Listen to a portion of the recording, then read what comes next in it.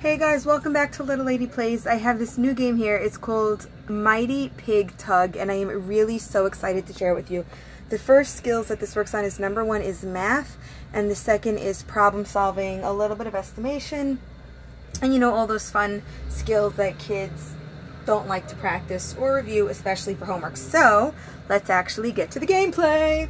So the board, first of all, I love, because look at this. You could have 1, 2, 3, 4, 5, 6 players. So especially in a classroom, this is like really cool for small, well, not so small anymore, but you know, for group work. So I'm actually going to move it over because, like I said, this is a huge game. So every player gets a rope, and there's basically 3, the first, second, and third, you know, in terms of place. In the beginning of the round, every player is dealt 3 cards. We're going to flip it over, and I have an action card. An action card says here, move the first pig from any rope into the mud pit.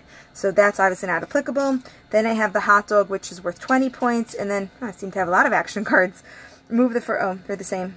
Okay, so I got 2 action cards and a hot dog. So I'm going to go my first round, and obviously I only have one thing to do. So I place it on the first rope, and then I draw. What's the next card? Oh, is a boar. A boar is worth 30 points. So my next turn, I have to move it down, because you always start at number 1. And so now I count in my head, 30 plus 20 is 50, so great. Oh, one more thing I forgot. This card is the game over card, so you put it in the middle. If I have like 5 minutes left to play, I'll put it towards the top. If I have a half hour, I'll put it towards the bottom, and you get the picture. So I pick up a card and says, oh, 3 action cards.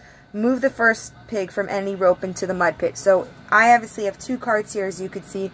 If I see a player, let's say, who has 5 points, it might not be worth it for me to waste my card, because clearly I'm not in competition with that player. Oh, seems to be a lot of 5 piglets over here. Let's get a high number one. Ah, a lot of, okay. But, for example, I have nothing left, and this player has 20 points. I may play an action card and remove their 20 points so they don't catch up to me. So, let's draw the next one.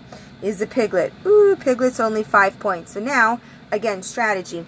I could place my 5 points here, moving them down, but the game isn't close to over. Do I want to risk it? At the same time, this piglet isn't in competition, but, so here's where the math comes in. Do I want to risk adding only 5 points to my line, or do I want a strategy and remove the first player? And I would actually remove it, because, again, I have such a good thing going, and I have other, you know, cards to play.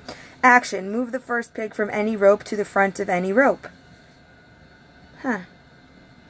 So, the first, like before, if I had the piglet, which is only 5 points, and the player was on the third one, then if the player gets another high-scoring one, then the piglet will drop off the rope.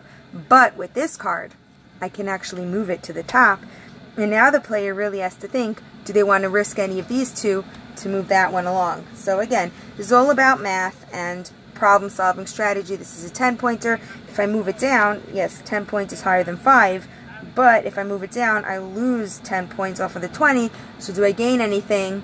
But then again, do I know when this card is coming up? So it's really a lot about problem-solving and knowing greater and less than numbers, and if I have a hand like this, then yeah, I'm going to have to risk it, and the 10 points make the most sense. And now I went from 55 points, and I went down to 45 points. So it's really all about thinking, again, strategy, thinking in terms of math. So this one, it's a draw even, the 30 and the 30, but even though it's an even, I know I have 2 more cards before this 30 gets dropped off. So you really have to think in terms of math, what you want to play, to add up the numbers in your hand. Like, if I play a 5, would it be worth it? Obviously not, but then again, look around you, what's going on with the other players, it might be worth it. So this game, again, is addition in terms of 10s and 5s. As you can see, I'll just go through the cards quickly.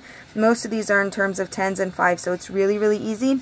The children also have to round, like if they're quick, and to see is risking higher points worth it based on what the other players, and again, you're playing with 6 other players, so there's a lot of math going on, and I really think it is a great game. And again, the first prize is the one with the biggest total, and you always have 3 cards in your hand, so you're kind of giving and taking and moving along. So Mighty Pig Pug, yes, this is a great game because I mean, just look at this. We're adding by 10s and 5s.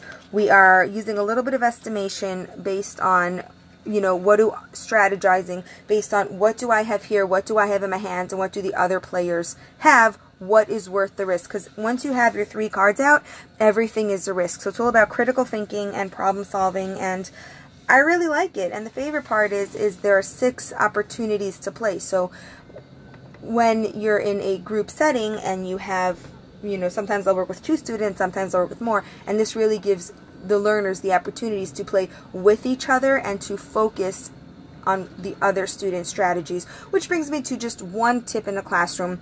When each player plays a card, I always ask them, share your strategy with someone else. Because when you can verbalize what you did, number 1, that's great for you in sequencing, and number 2, the other students could learn. So Mighty Pig Pug, definitely a thumbs up for me. I highly recommend it. And if you have any questions on Mighty Pig Pug or other ways to make math fun, don't forget to ask me below, because we're all here to learn from each other. Thank you guys so much for stopping by. Don't forget to subscribe and let me know what you think about this video. Happy playing!